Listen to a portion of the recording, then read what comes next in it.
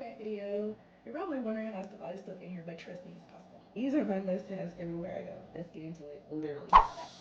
So first up, got my champion room. Yeah. That smells good. Some hand sanitizer. I got some watermelon mint hand cream. Got some receipts. Got some thing runners. You have to get some type of feminine hygiene here first. I'm your household person. Got to. Some more cleaners, you know I'm having it like that. Period.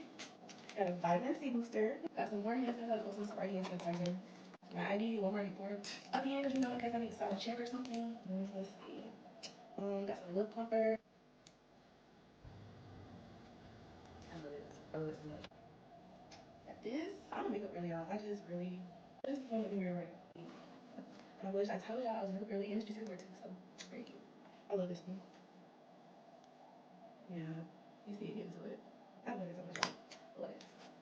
If you know, you know. Got to keep it with me. Oh wait, like please don't try to touch me. Magic's coming out. I told y'all I'm rich. Period. Coming already, I'm rich. Okay. I don't know. The oil is nice. The oil. Let me just hang that to this little of this.